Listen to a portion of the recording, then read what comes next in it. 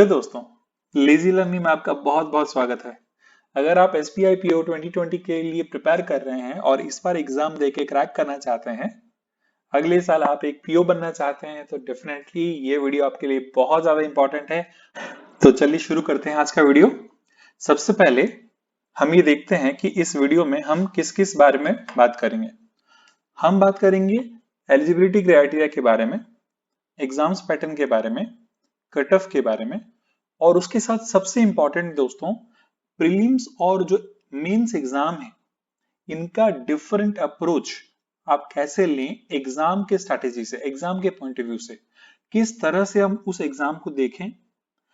उसी अनुसार मैं आपको कुछ हैक्स बताऊंगा, कुछ तरीके बताऊंगा जो कि आपके लिए बहुत ही आसान हो जाएगा। ये हम इस वीडियो में कवर करेंगे।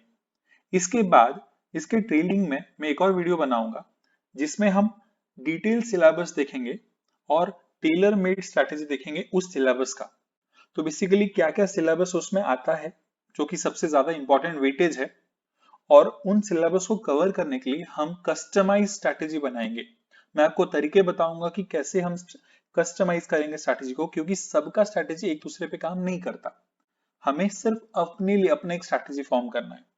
हमारे पास बहुत टाइम है इस चीज को रिवॉल्व करने के लिए, लेकिन दोस्तों ध्यान दीजिए कि उस टाइम का अगर सही यूटिलाइज करें तभी जाके हम आगे अच्छा कर सकते हैं। तो इस वीडियो को ट्रेलिंग में फिर दोबारा देखिएगा। अब हम इस वीडियो में आगे बढ़ते हैं। सबसे पहले हम बात करेंगे एग्जाम शेड्यूल की। देखिए, अभी का जो सिचुएशन है उसमें एग्जाम नियरली होना बहुत ही डिफिकल्ट है, जैसा कि आप जानते हैं, जो कि ऑलरेडी हमें पता है कि आगे कम से कम 3 to 4 मंथ जो है वो डिफिकल्टी तो होगा ही। लेकिन हमारा जो अजम्पशन है, बाकी जो एग्जाम्स हो रहे हैं, जो हमारे स्टेट गवर्नमेंट और सेंट्रल गवर्नमेंट के एग्जाम्स के नोटिफिकेशन के अनुसार, मिड ऑफ जुलाई से लेके एंड ऑफ जुलाई के अंदर हमारा जो प्रीलिम्स एग्जाम मोस्टली हो सकता है। और मैं आपको ये बता दूं कि ये सिर्फ एक अजम्पशन, टेंटेटिव अजम्पशन है। ये सिचुएशन के अनुसार, आगे पेंडेमिक के अनुसार ये चेंज हो सकता है, ये गारंटेड नहीं है। मेंस का जो एग्जाम है लगभग एक महीना या 25 to 35 डेज के बाद जो है, एंड ऑफ अगस्त या मिड ऑफ सितंबर तक कंडक्ट हो सकता है। और उसके ठीक एक महीने के अंदर इंटरव्यू, और उसके एक महीने के अंदर रिजल्ट का जो प्रोसेस है ये हमारा पूरा है, और ये टेंटेटिवली है। लेकिन मैं आपसे ये रिक्वेस्ट करता हूं नोटिफिकेशन तक का वेट ना करें, क्योंकि जब तक आप नोटिफिकेशन निकलेगा और जब तक आप मेंस का एग्जाम्स देंगे, और प्रीलिम्स और मेंस में इस बार ज्यादा डिफरेंस भी नहीं रहेगा, क्योंकि जल्दी कंप्लीट करने के चक्कर में जो एग्जाम्स के डेट्स हैं थोड़े से प्रीपोन हो जाएंगे अगर प्रीलिम्स जल्दी स्टार्ट हो गया तो। इस वजह से आप अभी से प्रिपेयर करना स्टार्ट करना पड़ेगा। आपको वेट नहीं करना है। तो देखिए, हम आगे बढ़ते हैं। अभी वैकेंसी जो है इस बार एसबीआई पीओ का लगभग 2200 का वैकेंसी है, लास्ट ईयर के वैकेंसी के आसपास है। और ये एक अज्यूम्ड डेटा के ऊपर बेस्ड है। जबकि सैलरी जो है, अगर आप ये जॉब के जो पर्क्स और सैलरी हैं, ये लगभग 8 लाख से लेकर 13 लाख तक होते हैं, जो कि काफी अच्छा है। लेकिन मैं आपको यहाँ पे सबसे इंपॉर्टेंट बात बताता हूँ। जितने भी प्राइवेट सेक्टर है ना दोस्तों, अभी प्राइवेट सेक्टर के जो जॉब्स हैं वो कहीं ना कहीं परसेंटेज बहुत ज्यादा गिरने वाला है। जो रिटेंशन का जो है, उससे क्या हो सकता है कि अब ये नंबर बहुत कम है, लेकिन एप्लीकेंट बहुत ज्यादा हाई परसेंटेज में बढ़ने वाले हैं। कहीं ना कहीं इसका एक असर आपके मार्क्स में, आपके कट ऑफ में और आपके प्रिपरेशन के तरीके में पड़ेगा। तो मैं आपको ये पहले बता दूं कि इन चीजों का ध्यान रखते हुए आप एक एक चीजों को ध्यान से सुनिए। मैं इन्हीं चीजों पे डिस्कस करूंगा आगे, जो कि आपको इस ईयर को कस्टमाइज प्रिपरेशन में हेल्प करेगा पर्टिकुलरली। तो आप प्लीज ध्यान से सुनते जाइए। अभी देखिए, आगे बढ़ते हैं। एलिजिबिलिटी क्राइटेरिया इसके लिए क्या चाहिए। आप any graduate, any bachelor degree आपको चलेगा, वेदर इट इज 3 इयर्स और 4 इयर्स, बीए, बीकॉम, बीएससी, कुछ भी हो, कोई इशू नहीं है, लेकिन वो एक रिकॉग्नाइज्ड यूनिवर्सिटी से होना चाहिए। अगर आप फाइनल ईयर के स्टूडेंट्स हैं तब भी आप अप्लाई कर सकते हैं, बशर्ते कि आपके पास अप्लाई करने से पहले फाइनल डिग्री प्रोविजनल होना चाहिए, जो कि अभी तो काफी दिक्कतें मुझे लगता है कि हो सकता है। तो कहीं ना कहीं तब तक उसका एक सॉल्यूशन आ जाएगा आपके कॉलेज या आपके यूनिवर्सिटी की तरफ से भी। अब देखिए, एलिजिबिलिटी क्राइटेरिया में अगर आप एज लिमिट के बारे में बात करें, तो 21 से लेके 30 इयर्स तक का एज लिमिट आप जनरल कैटेगरी में जा सकते हैं। अकॉर्डिंगली ईडब्ल्यूएस में यानी इकोनॉमिकली वीकर सेक्शन में 21 से 30 फिक्स है और नंबर ऑफ अटेम्प्ट्स दोनों केसेस में 4 हैं। अगर आप नेक्स्ट कैटेगरीज में जाएं तो 5 इयर्स का रिलैक्सेशन है SC ST में, OBC में 3 इयर्स का रिलैक्सेशन है। अगर आप PWD के सेक्शन से बिलोंग करते हैं तो आपको 10 इयर्स का एडिशनल रिलैक्सेशन मिलेगा, यानी अगर आप OBC से PWD सेक्शन से बिलोंग करते हैं तो आपको लगभग 13 इयर्स का आपको रिलैक्सेशन मिलेगा 10+3 में। अब देखिए इसमें जो नंबर ऑफ अटेम्प्ट्स हैं वो OBC PWD में 7 है, लेकिन SC और ST के लिए कोई भी नंबर ऑफ अटेम्प्ट्स का रिस्ट्रिक्शन नहीं है। एज लिमिट क्रॉस होने तक वो अटेम्प्ट आप लोग ले सकते हैं। आपका जो एज क्राइटेरिया है वो अप्रैल 1, चाहे आप कभी भी एग्जाम हो, 1 अप्रैल तक ही एज क्राइटेरिया कैलकुलेट किया जाएगा। तो आपको चिंता करने की आवश्यकता नहीं है कि अगर मान लीजिए एग्जाम का डेट आगे हट जाता है या बहुत ज्यादा पोस्टपोन हो जाता है तो फिर एज क्राइटेरिया कैसे काउंट करेंगे। देखिए आप कोई भी ईयर का एग्जाम दें, उस ईयर के 1 अप्रैल तक ही आपका और आपका एज कैलकुलेट किया जाएगा। उसके बाद एग्जाम्स के पैटर्न के बारे में हम बात करेंगे। अब देखिए हम बात करते हैं एग्जाम के पैटर्न के बारे में। बेसिकली ये जो एग्जाम है आपको मैं एक वाइड टाइमलाइन बता के दिखा देता हूं। तो प्रीलिम्स जो है वो सबसे पहला स्टेप है, उसके बाद आप जाएंगे मेंस में। तो मेंस बेसिकली 2 पार्ट में डिवाइडेड है। क्या है वो 2 पार्ट हम देखते हैं, एक है ऑब्जेक्टिव और एक है डिस्क्रिप्टिव। अगर आप ये मेंस को क्लियर करते हैं, क्योंकि ये जो प्रीलिम्स एग्जाम है ये सिर्फ क्लियरेंस के लिए है, इसका फाइनल एग्जाम या फाइनल मार्क में कोई एडिशन परसेंटेज वेटेज नहीं है, सिर्फ मेंस के अपीयरेंस के लिए आप प्रीलिम्स एग्जाम देते हैं। तो मेंस के बाद आपका होता है इंटरव्यू, और इंटरव्यू के साथ आपका 2 और प्रोसेसेस होते हैं, GD GE यानी group discussion and group exercise. तो ये टोटल जो आपका टाइमलाइन आप देख रहे हैं लेफ्ट टू राइट, ये आपका एग्जाम के स्टार्टिंग से जहां से आप फॉर्म फिलअप करते से आपके रिजल्ट निकलने तक का आपका टाइमलाइन है। ठीक है, अब इसके बारे में आगे हम विस्तार से बात करेंगे, एक एक पॉइंट के बारे में बात करेंगे। तो देखिए जो प्रिलिमिनरी एग्जाम होता है उसमें बेसिकली 3 डिफरेंट सब्जेक्ट्स होते हैं, English language, numerical ability and reasoning ability. तो इसमें आपको इंग्लिश में लगभग 30 क्वेश्चंस आपको एग्जैक्टली मिलेंगे जो कि 30 मार्क्स के होंगे, और न्यूमेरिकल एबिलिटी में 35 क्वेश्चंस होंगे 35 मार्क्स के, और रीजनिंग एबिलिटी में भी 35 क्वेश्चंस होंगे 35 मार्क्स से, यानी ईच क्वेश्चन आपको 1 मार्क होगा। टोटल आपका कितना 20 मिनट्स ईच टॉपिक आपको मिलेगा, यानी देखा जाए तो टाइम ड्यूरेशन आपका रहेगा 60 मिनट्स और फुल मार्क रहेगा आपका 100। तो अब देखिए आप अगर कोई भी क्वेश्चन का आंसर रॉन्ग अटेम्प्ट लेते हैं तो आपका 25 यानी 0.25 डिडक्शन हो जाएगा, यानी अगर आप एक क्वेश्चन भी रॉन्ग करते तो 1/4 ऑफ मार्क आपका डिडक्ट हो जाएगा। जबकि अगर आप ब्लैंक यानी कोई भी अटेम्प्ट नहीं लेते हैं तो आपको सिर्फ 0 नंबर रहेगा, ना कोई बढ़ेगा ना कुछ घटेगा। तो इसी का आपको स्ट्रैटेजी बनाना पड़ेगा, इसके बारे में हम आगे जाके बात करने वाले हैं। जब आप मेंस एग्जाम के बारे में बात कर रहे हैं तो बेसिकली जो मेंस एग्जाम है वो 2 पार्ट में डिवाइडेड है, जैसे कि हमने पहले देखा, एक ऑब्जेक्टिव और एक डिस्क्रिप्टिव। तो अब हम ऑब्जेक्टिव के बारे में पहले बात करेंगे। इसमें बेसिकली आपको 4 डिफरेंट टॉपिक का सब्जेक्ट के बारे में बात करेंगे हम। पहला है रीजनिंग एंड कंप्यूटर एप्टीट्यूड, फिर डाटा एनालिसिस इंटरप्रिटेशन जो आप क्वांट्स भी आप बोल सकते हैं, फिर general on economy and banking awareness रहेगा, इंग्लिश लैंग्वेज रहेगा। तो पहले आपका रीजनिंग जो है उसमें आपको 45 क्वेश्चंस रहेंगे, कंप्यूटर एप्टीट्यूड बेसिकली इस पे बेस्ड रहेगा जो कि 60 मार्क्स है। जो आपका डाटा एनालिसिस यानी क्वांटिटेटिव एप्टीट्यूड है और इंटरप्रिटेशन है वो 35 क्वेश्चंस आपके रहेंगे 60 मार्क्स के लिए। फिर जनरल इकोनॉमी जीके या बैंकिंग अवेयरनेस जो है आपके 40 क्वेश्चंस रहेंगे 40 मार्क्स के, और जो इंग्लिश है उसके लिए 35 क्वेश्चंस रहेंगे 40 मार्क्स के। तो बेसिकली आपका जो टाइम डिवीजन आप देख सकते हैं, टाइम डिवीजन के अनुसार यहाँ पे देखिए 35 क्वेश्चंस में ही 60 मार्क्स है, काफी ज्यादा इंपॉर्टेंट है। देखिए क्योंकि कट ऑफ फ्लोर क्लियर करने के लिए जो पिछला साल आप देखेंगे 2019 के अनुसार, तो आपका जो कट ऑफ हाईएस्ट जनरल में गया था 105 में। तो कहीं ना कहीं आप यहाँ पे देख सकते हैं कि कितना ज्यादा इंपॉर्टेंट है ये। ठीक है, लेकिन ये जो 105 दोस्तों मैं आपको बता रहा हूँ 250 मार्क्स से, तो इसके लिए आपको चिंता करने की आवश्यकता नहीं है, क्योंकि यहाँ पे जो आप देख सकते हैं जी इसका फुल मार्क 200 है। इसमें एक और 50 मार्क इसके डिस्क्रिप्टिव में आएगा, उसके बारे में भी बात करेंगे अभी थोड़ी देर में। तो बेसिकली यहाँ पे आपको 3 आवर्स का टाइम यानी 180 मिनट्स का टाइम आपको इसको सब्जेक्ट क्लियर करने के लिए ऑब्जेक्टिव के लिए मिलेगा। और उसी डे में, जिस डे में आप ऑब्जेक्टिव मीन्स देंगे, आपको डिस्क्रिप्टिव भी उसी डे में ही आपको एग्जाम देना पड़ेगा, जिसमें बेसिकली आपका इंग्लिश लैंग्वेज का टेस्ट होगा। और वो 2 प्रकार के टेस्ट आप दे सकते हैं, एक तो एसे एंड और एक लेटर राइटिंग। इस प्रकार से आपको क्वेश्चंस दिए जाएंगे, जबकि आपके फुल मार्क्स होंगे 50। आपको 30 मिनट्स का ड्यूरेशन मिलेगा इसको कंप्लीट करने के लिए, और ये दोनों ही एग्जाम एक ही दिन में आपको देना होगा। तो अब देखते हैं उसके बाद क्या है। अगर आप उसका भी कट ऑफ क्लियर करते हैं, जो कि हम आगे डिस्कस करेंगे, कट ऑफ उसका कितना है, कैसे क्लियर करेंगे, क्या स्ट्रैटेजी बनाएंगे, तो उसके लिए आपका जो इंटरव्यू है बेसिकली वो 30 मार्क्स का होगा।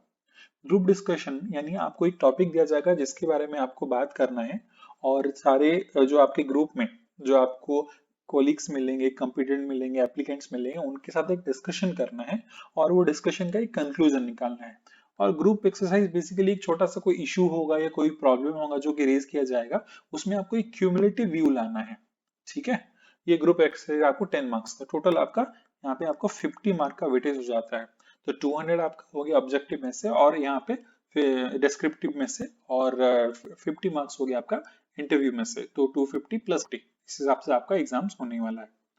अब देखिए मार्क का डिस्ट्रीब्यूशन हम कैसे करेंगे। जो ऑब्जेक्टिव और सब्जेक्टिव होगा वो 250 मार्क्स का होगा, जैसे कि अभी मैंने आपको बताया, और जो इंटरव्यू होगा वो 50 मार्क्स का होगा। तो बेसिकली आप टोटल 300 मार्क्स का एग्जाम देने वाले हैं। तो इसका ना एक नॉर्मलाइजेशन प्रोसीजर आएगा, क्योंकि आपको 100 मार्क्स से करना है। तो बेसिकली 75 और 25 में ये मार्क घट के 100 मार्क एक नॉर्मलाइजेशन स्कोर दिया जाएगा, जिसमें आपके फाइनल स्कोर्स आएंगे। ठीक है, अब देखिए इसके आगे हम कट ऑफ के बारे में बात करते हैं। तो कट ऑफ में जब आप एक एक ईयर के बारे में बात करें, पिछले साल जो 2019 में, ये देख सकते हैं आप, आउट ऑफ 100 71 जो है वो जनरल का कट ऑफ है। ईडब्ल्यूएस का 68.25, एससी का 61.75, एसटी का 54.75, और ओबीसी में 68.25 है। लेकिन मैं आपको ये बता दूं, ये बहुत ज्यादा बढ़त है 2018 के कंपैरिजन में। और कट ऑफ पर जो मेंस एग्जाम है वो भी बहुत हायर है, 104, 100.89, 82.50, 77.63 एंड 94.28। ये जो कट ऑफ्स है ना इस बार बहुत हायर साइड का है। लेकिन मैं आपको थोड़ा सा बता दूं और आपको वार्न कर दूं कि देखिए जो 2020 का जो एक्सपेक्टेड कट ऑफ है ना, ये इससे कई ज्यादा है, और कहीं ना कहीं थोड़ा और डिफिकल्ट होने वाला है, बहुत सारे रीजंस की वजह से। चाहे वो आप रिसेशंस ले लें, या इकोनॉमिक जो डाउनफॉल है उसकी वजह से जॉब्स का जाना हो, या आपका यहाँ पे जो अभी टाइम मिल रहा है बहुत ज्यादा, उसके लिए जो प्रिपरेशन का स्ट्रैटेजी बढ़ना हो, उसकी वजह से कट ऑफ भी आपका बढ़ने वाला है। अब देखिए जो इंटरव्यू का जो सेक्शन है ये लगभग 2020 17.50, ये काफी स्टैंडर्ड फॉर्म में है, आउट ऑफ 50 आपका यहाँ पे लिया जाता है। तो उस हिसाब से आपको ध्यान देना है। अब देखिए बात करते हैं कि ओवरऑल कटअप यानी जो फाइनल सब कुछ मिला के, लेकिन ये सब कुछ मिला के में देखिए ये जो प्रिलिमिनरी है ना बेसिकली, इसमें आपका ये ऐड नहीं होता है। प्रिलिमिनरी सिर्फ एक स्कैनिंग एग्जाम है आपको मेंस में जाने के लिए। फाइनल एग्जाम्स में उसका कोई वेटेज नहीं है। यानी आपको प्रिलिमिनरी में सिर्फ और सिर्फ इतना करना है कि आपको कट ऑफ क्लियर करना है, ताकि आप मेंस एग्जाम में बैठ सकें, जिसके बारे में हम अभी एग्जाम का स्ट्रेटेजी में स्मार्ट गोल डिसाइड करेंगे। अब देखिए यहाँ पे जो मेंस एग्जाम्स हैं, ओवरऑल कट ऑफ आपका 54.11, 50.13, 47.74, 43.90, 48.78 है। ठीक है, ये हमारा जो बेसिकली लास्ट ईयर का कट ऑफ है। अब देखिए मैं आपको बताता हूँ, छोटा सा एक चीज है, इसको ध्यान से सुनिए। इसी पे अगर आप अमल करेंगे ना, बहुत बहुत अच्छे से आप इस चीज को समझ जाइए, ताकि एग्जाम्स में इसको इंप्लीमेंट कर सके। ये बेसिकली एक एग्जाम स्मार्ट हैक है कि एग्जाम्स के स्ट्रैटेजी कैसे बनाएं। देखिए पढ़ने का स्ट्रैटेजी में मैं आपको बताऊंगा, प्रिपरेशन का स्ट्रैटेजी मैं आपको बताऊंगा सिलेबस के साथ नेक्स्ट वीडियो में। इस वीडियो में मैं आपको बताता हूँ एग्जाम का स्ट्रैटेजी। आप देखिए यहाँ पे ध्यान से, आपको बेसिकली प्रीलिम्स में क्या करना है, आपको प्रीलिम्स में सिर्फ क्लियर करना है, कोई एक मार्क्स, एक मिनिमम बेसिक मार्क्स से आपको क्लियर करना है। और इस एग्जाम्स को क्लियर करने के बाद इसका कोई वेटेज नहीं रहेगा। ठीक है, इसका मतलब बेसिकली आप अगर ये सोच रहे होंगे कि ठीक है मैं कोई शॉर्टकट ट्रिक लगा के इस एग्जाम्स को क्लियर कर लेता हूँ, लेकिन दोस्तों वो एक अच्छा तरीका नहीं है। देखिए हम ये जानते हैं, दोनों आप और मैं दोनों जानते हैं कि शॉर्टकट तो लगेगा, एग्जाम्स में तो काम आएंगे, क्योंकि ये बैंकिंग का एग्जाम है, मतलब shortcut trick is the king of all. लेकिन दोस्तों ये एक लॉन्ग टर्म पद्धति नहीं है। आपको पता है ना कि मेंस एग्जाम में जाके आपको दिक्कतें आएंगी, क्योंकि mains exam basically time based नहीं है। जैसे मैं आपको यहाँ पे बताता हूँ, मेंस एग्जाम में आपको लगभग यहाँ पे 45 क्वेश्चंस को 60 मिनट्स मिल रहे हैं, यानी एक क्वेश्चंस को लगभग 1 मिनट से थोड़ा ज्यादा ही मिल रहा है। लेकिन प्रीलिम्स में आपको देखिए 30 क्वेश्चंस को 20 मिनट्स मिल रहे हैं। यानी बेसिकली आपको प्रीलिम्स में चेक किया जाएगा कि आप कितना फास्ट कर रहे हैं, कितना एक्यूरेटली कर रहे हैं, कितना करेक्ट कर रहे हैं। लेकिन आपके मेंस में आपको देखा जाएगा कि आप कितने एक्यूरेसी के साथ फंडामेंटल कॉन्सेप्ट आपका क्लियर है। तो इन्हीं दो डिफरेंस के बारे में हम अभी बात करके अपना एक एग्जाम का स्ट्रेटेजी बनाएंगे जो कि आपके लिए हेल्पफुल है। अब ध्यान से देखिए, पहला बात है आपका एक्यूरेसी। क्यों? क्योंकि आपका यहाँ पे 1/4 मार्क जो है हर बार गलत होने से कट रहा है, जो कि बहुत बड़ा इशू है। तो एक्यूरेसी 100% होना चाहिए, आप इसके लिए कोशिश कीजिएगा। और बेसिकली 30 क्वेश्चंस, क्योंकि 20 मिनट्स के अंदर करना है, तो आप 30 क्वेश्चंस के लिए ट्राई नहीं कीजिए। मैं आपको सही बताता हूँ क्यों। क्योंकि आपको बेसिकली इसमें एकदम फुल लाके इसका परसेंटेज में क्लियर नहीं करना है। बेसिकली जो मिनिमम मार्क आपको लेके आना है उसको क्लियर करना है। तो आपके ध्यान में क्या आना चाहिए कि अगर आपको 30 क्वेश्चंस मिलते हैं तो आपको लगभग मॉडरेटली 23 से 25 अटेम्प्ट लेने हैं। लेकिन दोस्तों ये थोड़ा सा हायर साइड नंबर है, मुझे पता है, बट इस बार ये करना पड़ेगा। जब आप 2020 के बारे में बात कर रहे हैं ना दोस्तों, सब कुछ डिफिकल्ट होने वाला है, मैं आपको बता रहा हूँ। और प्लीज प्लीज प्लीज इस कॉल के में मत लीजिए। मैं आपको श्योर करता हूँ कि अगर आप इन नंबर्स के ऊपर ध्यान दे के अभी पढ़ाई शुरू करें ना, ये आराम से अचीवेबल है। आपको कोई इशू नहीं होगा। पर इससे कम का टारगेट अभी बहुत मुश्किल हो जाएगा दोस्तों। प्लीज मैं आपसे रिक्वेस्ट करता हूँ, इस पे ध्यान दीजिए और इसी अनुसार हम प्रिपेयर करेंगे। कैसे प्रिपेयर करेंगे, सिलेबस कैसे प्रिपेयर करेंगे, उसका स्ट्रेटेजी कैसे बनाएंगे, सब मैं आपको बताऊंगा। एक एक करके मैं आपको बताऊंगा, आपके साथ इंटरेक्ट करूंगा और धीरे धीरे हम इसको बिल्डअप करेंगे। काफी टाइम है हमारे पास, हम स्ट्रॉन्ग फंडामेंटल बिल्डअप करेंगे। अब देखिए, न्यूमेरिकल एबिलिटी में लगभग 26 से 27 और रीजनिंग में लगभग 24 से 26 क्वेश्चंस आपको अटेम्प्ट लेना ही है। क्यों? क्योंकि हायर कट ऑफ आने वाला है 2020 में। अब यहाँ पे देखिए, जैसे मेंस एग्जाम में आपको क्या टाइम आपके पास सफिशियंट है, लेकिन क्वेश्चंस के जो कॉन्सेप्ट्स है ना, ये आप कॉन्सेप्ट को समझना पड़ेगा। इसका मतलब यहाँ पे शॉर्टकट उतना काम नहीं आएगा जितना आपके प्रीलिम्स में आता था। तो दोस्तों मैं आपको छोटा सा चीज अभी बताता हूँ, एक छोटा सा सिंपल सा रिक्वेस्ट मैं आपसे हाथ जोड़ के रिक्वेस्ट करता हूँ कि जब आप प्रिपेयर करें तो काइंडली आप मेंस के लिए डायरेक्टली प्रिपेयर करें अलोंग विथ प्रीलिम्स। क्योंकि प्रीलिम्स एक बार क्लियर करने के बाद, जो कि आई विश कि आपका हो जाए, उसके बाद आपको मेंस के लिए ज्यादा टाइम नहीं मिलेगा। तो देखिए, एक मंथ के गैप में आप कहीं ना कहीं सोचेंगे कि शॉर्टकट लगा के यहाँ पे ये वाले चीजें तो क्लियर हो जाएंगे। लेकिन ये क्वेश्चन एक बार हो जाने के बाद जब आप मेंस में आते हैं तो ये अटेम्प्ट क्यों खराब करना जब आप इसको अचीव कर सकते हैं। तो बेसिकली आपको क्या करना है, फंडामेंटल पे ध्यान देना है। जितना आपका फंडामेंटल क्लियर होगा ना दोस्तों, आप जाके उतना ज्यादा क्वेश्चन सॉल्व कर सकते हैं। और क्वेश्चन जब सॉल्व करके मार्क्स बढ़ाएंगे, क्योंकि पूरा का पूरा मेंस है ना वो मार्क्स का खेल है, ठीक है। लेकिन जो प्रीलिम्स है वो अटेम्प्ट के ऊपर है। अब ये प्रीलिम्स अटेम्प्ट के ऊपर इसलिए है क्योंकि ये सिर्फ क्वालिफाइंग है, लेकिन मेंस मार्क्स ऊपर इसलिए क्योंकि इसका फाइनल मार्क फाइनल वेटेज में आने वाला है। इसलिए यहाँ पे मार्क्स सिक्योर करना बहुत जरूरी है, जिसके लिए कॉन्सेप्चुअल क्लैरिटी चाहिए। इसलिए मैं आपको ये सजेस्ट करता हूँ कि शॉर्टकट ट्रिक देखिए, लेकिन ये तभी देखिए जब आप पूरी तरह से कॉन्सेप्चुअली क्लियर हो चुके हैं। बिना कॉन्सेप्ट का बहुत दिक्कत होगा, ठीक है।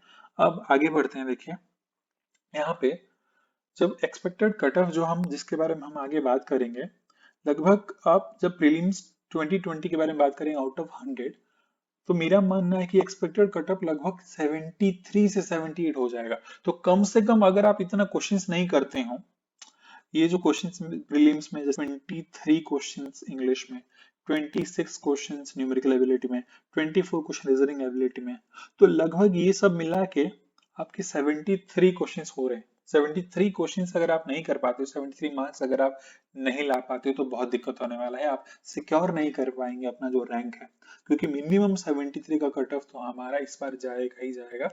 अकॉर्डिंगली बाकी कैटेगरीज के भी मार्क्स फ्लक्चुएट होंगे और बढ़ने वाले हैं। जब हम मेंस के बारे में बात करेंगे तो हमें 105 मार्क्स सिक्योर करना है दोस्तों, मिनिमम।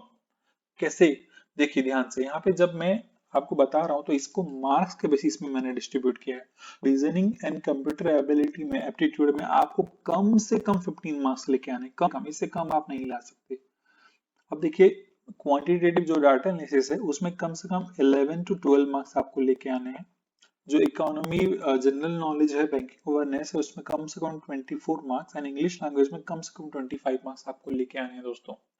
तो ये जो मार्क्स हैं ये लगभग 70 से 75 का जो मार्क्स है आपको फेच कर देगा।